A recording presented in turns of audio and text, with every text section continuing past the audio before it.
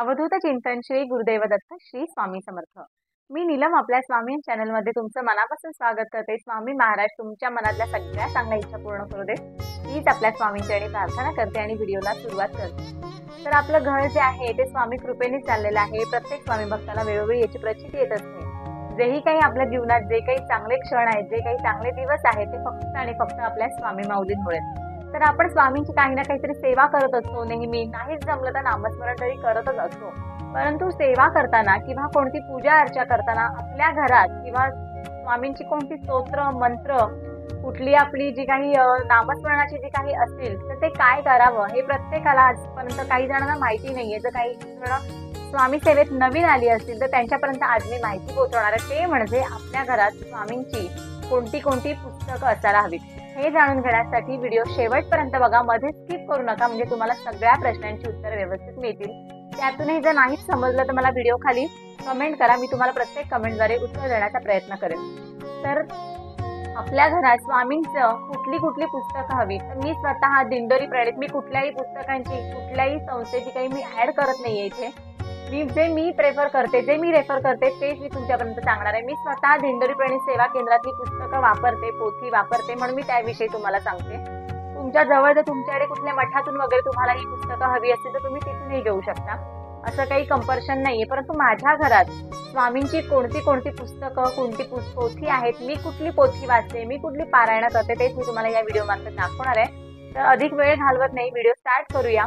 तर सगळ्यात पवित्र ग्रंथ आणि जे आपल्या घरात असायलाच हवं ते म्हणजे श्री स्वामी चरित्र सारामृत हा ग्रंथ। हा ग्रंथ प्रत्येकाच्या घरात असलाच पाहिजे। तुम्ही स्वामी महाराजांचा म्हणजे स्वामींची जी काही तुम्ही सेवा करताय, तुमच्या घरात स्वामींचा फोटो असेल किंवा मूर्ती असेल तर त्याचबरोबर तुम्हाला ही पोथी सुद्धा घरात असणं आवश्यक आहे। आता हे माझ्याकडे जे आहे ते बाइंडिंग वाला आहे, ह्याच्यात आपल्याला साधं पुस्तक सुद्धा मिळतं, म्हणजे साधं कव्हर वाला सुद्धा पुस्तक मिळतं। हे रोजच्या वापरात लागतं म्हणून मी माझं ते पहिलं खराब झालं म्हणून मी बाइंडिंग वाला वापरते सध्या। तर श्री स्वामी चरित्र सारामृत हे पुस्तक प्रत्येकाच्या घरात असलं पाहिजे, कारण आपल्याला नित्यसेवा जेव्हा आपण करतो तेव्हा आपण याच्यातले रोज 3 अध्याय वाचतो, म्हणजे क्रमशः वाचत जातो। 1 2 3 4 5 6 असे आपण 21 अध्याय या पोथीमध्ये दिलेले आहे। तर त्याच्यामुळे आपल्याला ही पोथी आपल्या घरात असली पाहिजे। जर तुम्ही नित्यसेवा करताय किंवा नसाल करत किंवा आपण जेव्हा स्वामींचे 11 गुरुवार करतो तेव्हा सुद्धा आपल्याला ही पोथी लागते। त्याच्यामुळे अतिशय आवश्यक असणारी पोथी म्हणजे श्री स्वामी चरित्र सारामृत। त्यानंतर सगळ्यात महत्त्वाचं पुस्तक घरात असलं पाहिजे, आपल्या पोथी असली पाहिजे, ती म्हणजे ही नित्यसेवा स्तोत्र आणि मंत्र। या पुस्तकामध्ये सगळ्या प्रकारचे जे स्वामींचे कुठले स्तोत्र मंत्र, स्वामींचेच नाही सगळे, म्हणजे लक्ष्मीचे गणपतीचे जे जे काही स्तोत्र मंत्र आहेत, शंकराचा तर आपण जेव्हा रुद्राभिषेक केला महाशिवरात्रीला तर त्याच्यासाठी जे जे काही आपल्याला स्तोत्र मंत्र विभाग आहे तो सगळ्या या पुस्तकामध्ये दिलेला आहे। त्याच्यामुळे हे पुस्तक सुद्धा आपल्या घरात असणं अतिशय आवश्यक आहे आणि हे असलंच पाहिजे। त्याच्यामुळे तुम्हाला बरेचसे स्तोत्र मंत्र याच्यामध्ये सगळे मिळतात त्याच्यासाठी। त्यानंतर आवश्यक असणारी पोथी म्हणजे आवश्यक असणाऱ्या पोथ्या म्हणजे सगळ्यात महत्त्वाच्या म्हणजे श्री स्वामी चरित्र सारामृत आणि नित्यसेवा स्तोत्र आणि मंत्र। परंतु त्याचबरोबर आपल्याकडे दुर्गा सप्तशती हे सुद्धा माझ्याकडे जे आहे ते बाइंडिंग वाले, याच्यात सुद्धा नॉर्मल पुस्तक सुद्धा आपल्याकडे मिळतं, पण हे कसं लागतं सारखं म्हणून मी बाइंडिंग वाली घेतली, ती मला हवी। तर हे जे आहे दुर्गा सप्तशती आपल्याला नवरात्रीमध्ये अतिशय आपल्याला याची गरज असते, कारण आपण जेव्हा नवरात्रीमध्ये आपण दुर्गा सप्तशतीचे 14 पाठ करतो तेव्हा आपल्याला ही पोथी अतिशय आवश्यक आहे। त्याच्यामुळे ही पोथी सुद्धा आपल्या घरात असणं खूप गरजेचं आहे। त्यानंतर बघा, आपण आता पारायण करतो दत्त महाराजांचं, श्री गुरुचरित्राचं पारायण करतो, परंतु काही वेळेला आपल्याला वेळ कमी असतो। त्याच्यासाठी आता गुरुचरित्राचं पारायण कुठलं करायचं तर ही सगळ्यात मोठी पोथी आहे, याच्यात 52 अध्याय आहेत। तर ही जी गुरुचरित्राची पोथी आहे अतिशय पवित्र, आणि ही जी पोथी तुम्ही ठेवता तेव्हा ही अशाच पोथी कुठेही ठेवायची नाहीत। आपल्याला ह्या ज्या पोथी आहेत त्या एका लाल कापडातच गुंडाळून ठेवायच्या आणि कुठे हात लागणार नाही आपला, अशा ठिकाणी आपल्याला ठेवायचे। तर गुरुचरित्राचे आपल्याला हे जे अध्याय आहे त्याचं पारायण करावं लागतं, त्याच्यासाठी ही पोथी आपल्या घरात असणं आवश्यक आहे। आता आपल्या स्वामी महाराजांचा प्रकट दिन येतोय, स्वामींची पुण्यतिथी येते, तेव्हा आपल्याला पारायण करायचंय। त्याच्यामुळे ही पोथी जर तुमच्या घरात नसेल तर ही पोथी अवश्य घरी आणा।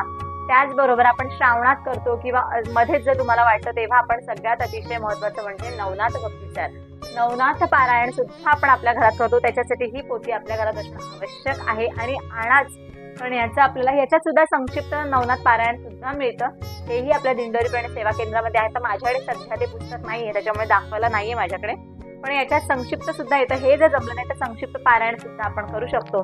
आणि गुरुचरित्राचं पारायण आपण करतो, परंतु वेळ नसतो किंवा वेळेअभावी किंवा इच्छा असून सुद्धा आपल्याला जर जमत नसेल तर संक्षिप्त श्री गुरुचरित्र हे दिंडोरी प्रणित सेवा केंद्रातलं नाहीये, हे प्रकाशन आहे, एक त्यांच्या मार्फतचं आहे. परंतु याच्यात आपल्याला 7 अध्याय दिलेले आहेत आणि अतिशय पवित्र ग्रंथ आहे आणि याचा सुद्धा खूप चांगला रिझल्ट आहे. हे सुद्धा आपल्या रोजच्या वाचनात असलं पाहिजे. जेव्हा तुम्ही स्वामी चरित्र सारामृताचे 3 रोज अध्याय वाचता तेव्हा तुम्ही याचा सुद्धा 1 अध्याय रोज वाचा, म्हणजे 7 दिवसात तुमचं एक पारायण पूर्ण होतं. जमल्यास गुरुवारी सुद्धा याचं पूर्ण पारायण करू शकतो किंवा याचा जो डिटेल व्हिडिओ आहे श्री गुरुचरित्र संक्षिप्त पारायण कसं करावं, संक्षिप्त गुरुचरित्र पारायण कसं करावं, त्याचबरोबर दुर्गा सप्तशतीचे पारायण कसं करावं, स्वामी चरित्र सारामृताचे पारायण कसं करावं, एक मांडी पारायण कसं करावं, याचे सगळे डिटेल व्हिडिओ आपल्या चॅनलवरती आहेत. जर कोणी नसेल बघितलं तर प्रत्येकाने जाऊन बघा. त्याचबरोबर आपल्या घरात गुरुचरित्राचा 14वा आणि 18वा अध्यायाचं रोज पठण केलं पाहिजे. पण त्याच्यासाठी एवढी मोठी पोथी जी आहे ती आपण रोज घ्यायची का वाचायला, तर नाही. तर त्याच्यासाठी अशा छोट्या पोथ्या आपल्याकडे मिळतात. आता हा माझ्याकडे 18वा अध्याय, याच्यातलं सेम 14वा अध्यायाचं सुद्धा पुस्तक मिळतं. जिथे तुमच्याकडे देवाचं सामान कुठे मिळतं त्यांच्याकडे हे आपल्याला छोटी पोथी सुद्धा मिळते. तर ही पोथी आणा, म्हणजे ही कशी आपल्याला हँडेबल आहे आणि लगेच आपल्याला वाचता येते, ठेवता येते व्यवस्थित. त्याच्यासाठी छोट्या पोथी आणा. त्याचबरोबर श्री मल्हारी सप्तशती, आता आपण जी खंडे नवरात्र झाली आपली डिसेंबर महिन्यात येते, तर तेव्हा आपल्याला ही पोथी लागते. कारण आपल्याला खंडे नवरात्र असतं तेव्हा आपल्याला ह्या पोथीचं वाचन करावं लागतं.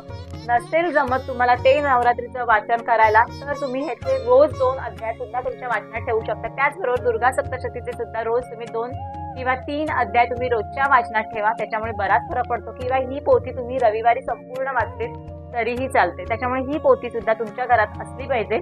त्याचबरोबर आपल्याला महिन्याचा जो आपण सत्यनारायण करतो पौर्णिमेचा, तर त्याच्यासाठी ही सत्यनारायणाची पोथी आपल्याला मिळते. तर ती पोथी नक्की घ्या. याचा सुद्धा व्हिडिओ आपल्या चॅनलवर आहे की सत्यनारायण कसा करावा.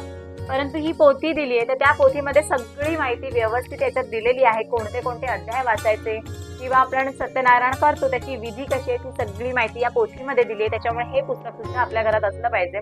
त्याचबरोबर आपण नवरात्रीमध्ये किंवा पौर्णिमेला किंवा मंगळवार शुक्रवार असं श्रीयंत्रावरती किंवा देवीच्या टाकावरती महालक्ष्मीच्या मूर्तीवरती आपण कुंकुमार्चन करत असतो. तर कुंकुमार्चन कसं करायचं हे प्रत्येकाला माहिती आहे.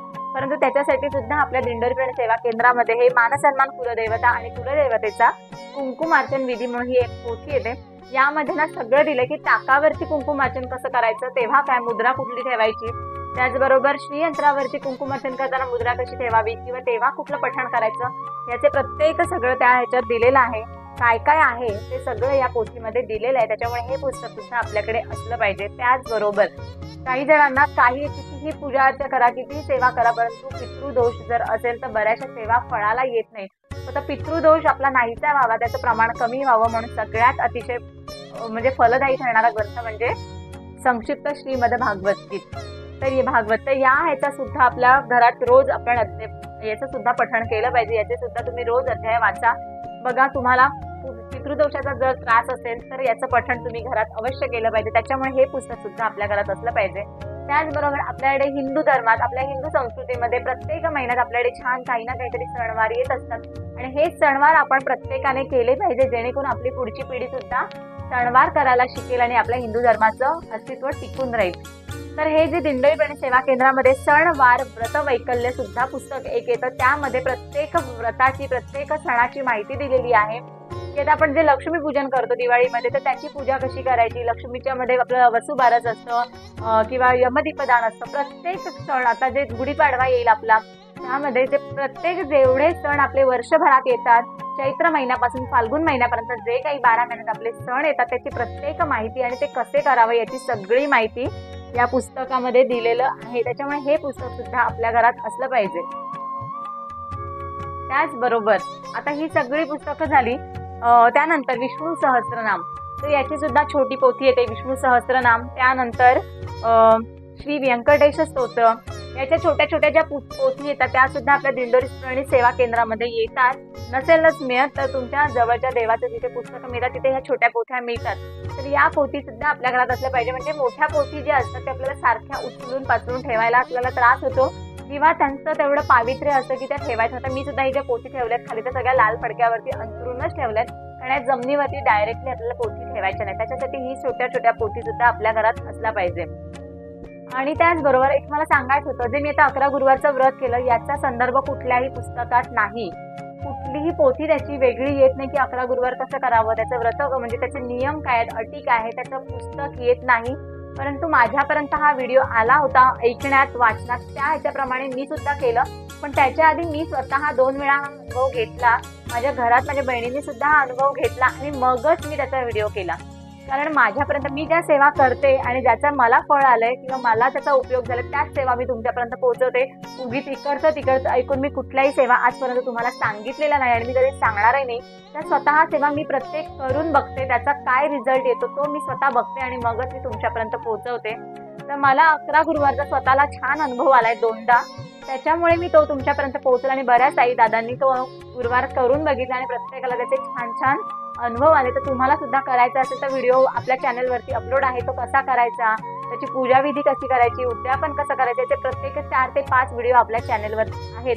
जर कोणी नसेल बघितलं प्रत्येकाने आवर्जून जाऊन बघा, तुम्हाला प्रत्येक प्रश्नाची उत्तरं मिळतील. त्याचबरोबर आता मी 11 गुरुवार कसे करायचे याचा व्रताचा व्हिडिओ टाकला होता. तर मला बऱ्याच ताईंचे प्रश्न आले होते की 9 गुरुवारचं व्रत सुद्धा करतात, तर ते कसं करतात. मी स्वतः 9 गुरुवारचं व्रत केलेलं नाहीये, स्वतः मी अजून एकदाही केलं नाही. त्याच्यामुळे मी त्याचा व्हिडिओ अजूनपर्यंत टाकला नाहीये की तो कसा करायचा, तर मी स्वतःच केला नाहीये त्याच्यामुळे. परंतु 9 गुरुवार कसं करायचं, माझी एक मैत्रीण आहे तर तिने हा गुरुवार केला होता आणि तिने उद्यापनाच्या दिवशी मी स्वामींचं काही करते म्हणून तिने मला उद्यापनच्या दिवशी बोलवलं होतं घरी. आणि उद्यापन जेव्हा आपण करतो 9 गुरुवारचं तेव्हा प्रत्येकीला ती पोथी उद्यापन करताना फळ आणि एखादी पोथी आपल्याला ती द्यायची असते. तसं तिने मला पोथी दिली होती, तर ती पोथी माझ्याकडेही आहे. त्याच्यावर दिल्यावरती की सुख शांती समृद्धी आणि आयु आरोग्य प्राप्ती करता अर्थात सर्व मनोकामना पूर्ण करणारे अनुभव सिद्ध श्री स्वामी समर्थांचे 9 गुरुवारचे व्रत. तर हे सुद्धा दिंडोरी प्रणीत नाहीये, याचं सुद्धा प्रकाशन आहे.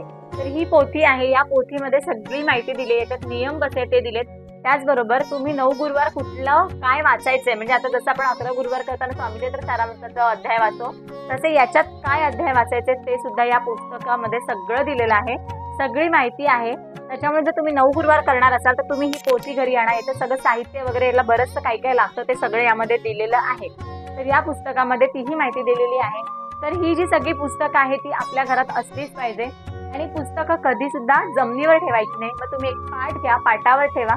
नाहीच जमलं तर अशा प्रकारचं जे आपल्याकडे लाकडी स्टँड असतं, हे सुद्धा आपण जिथे देवाचं सामान मिळतं त्यांच्याकडे हे स्टँड मिळतं, याच्यावरती पोथी ठेवायची आणि मग वाचायची. कारण जमिनीवरती कुठलीच पोथी कधी ठेवायची नाही. त्याचबरोबर नाहीच तुम्हाला याच्यातला काहीच वेळ मिळाला की आम्हाला कामधंद्याला जातो किंवा आम्ही बाकी सर्व कामं असतात, लहान मुलं आहे, सेवा करायला जर वेळ मिळत नसेल तर नामस्मरण तर आपण करू शकतो. आणि नामस्मरण करण्यासाठी आपल्या घरात अशी माळ सुद्धा असली पाहिजे 108 मण्यांची. तर माळेवर सुद्धा तुम्ही करू शकता. नाहीच जमत आहे तर सरळ उठता बसता चालता बसता कुठलंही काम करताना तुम्ही नामस्मरण मात्र नक्कीच करू शकता. तर मला हाच व्हिडिओ करायचा होता की आपल्या घरात कुठली पोथी असल्या पाहिजेत आणि काय वाचलं पाहिजे. आणि या प्रत्येक पोथीचा प्रत्येकाचा वेगवेगळा प्रभाव आहे आणि हे केल्यानंतरच आपल्याला जाणवतो. असं नाही 1-2 महिने वाचेन आणि सोडून देत. हे जर तुम्हाला कंटिन्यूस आता जर तुम्हाला प्रभाव हवा असेल तर तुम्ही कंटिन्यू सेवा चालू ठेवा. वर्षानुवर्ष तुमचं बघा चांगलं नाही ना तुम्हाला अनुभवलं तर वाईट अनुभव तरी आयुष्यात कधीच येणार नाही. कारण स्वामी महाराजांच्या आत्मा अक्षरशः लाभलेलं ही पुस्तकं आहेत. तर जवळच्या दिंडोरी प्रणीत सेवा केंद्रामध्ये जा, तुम्हाला ही सगळ्या प्रकारच्या पोथी मिळतील. आणि जर नसेलच तुमच्या इथे दिंडोरी प्रणीत सेवा केंद्र तर मी तुम्हाला या डिस्क्रिप्शन खाली किंवा आता सुद्धा तुम्हाला एक दादांचा नंबर फ्लॅश होत असेल तर त्या नंबरवरती जा, त्यांना व्हॉट्सअप करा. ते दादा तुमच्यापर्यंत याच्यातल्या कुठल्याही पोथी तुम्हाला हव्या असतील तर त्या तुमच्यापर्यंत पोहोचवतील. ते दादा पोस्टाने पाठवतात, त्याच्यामुळे फक्त पोस्टाचे चार्जेस द्यावे लागतात. तर तुम्हाला तसं हवं असेल तर तसं करा किंवा ते नसेल तुम्हाला परवडत तर तुम्ही सरळ जवळच्या दिंडोरी प्रणीत सेवा केंद्रामध्ये जा आणि पोथी घेऊन या. याच्यामध्ये माझं कुठलंही नाहीये, मी पुन्हा तेच सांगेन, याच्यामध्ये मी कुठल्याही प्रकारची जाहिरात करत नाहीये. मला फक्त तुमच्यापर्यंत पोहोचवायचं होतं की बऱ्याचशा कमेंट्स येत असतात की ताई आमच्या जवळ नाही आहेत केंद्र जवळ, तर पुस्तकं कुठे मिळतील. तर त्याच्यासाठीच मी तुम्हाला सांगते दिंडोरी प्रणीत सेवा केंद्रामध्ये जा किंवा या दादांना कॉन्टॅक्ट करा, ते तुमच्यापर्यंत ते पोथी पोहोचवतील. त्याच्यामध्ये माझा कुठलाच भाग नाहीये.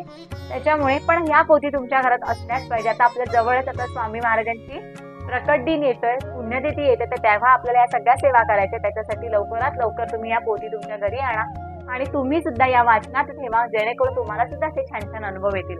तर व्हिडिओ इथेच थांबवते. व्हिडिओ जर आवडला असेल तर व्हिडिओला लाईक करा, शेअर करा, कमेंट करा आणि चॅनलवर जर नवीन असाल तर चॅनलला सबस्क्राईब करा. पुन्हा भेटूया अशाच एका छानशा व्हिडिओ मार्फत, एखाद्या सेवेमार्फत किंवा स्वामी समर्थ महाराजांच्या छानशा अनुभवामार्फत. तोपर्यंत धन्यवाद. श्री स्वामी समर्थ.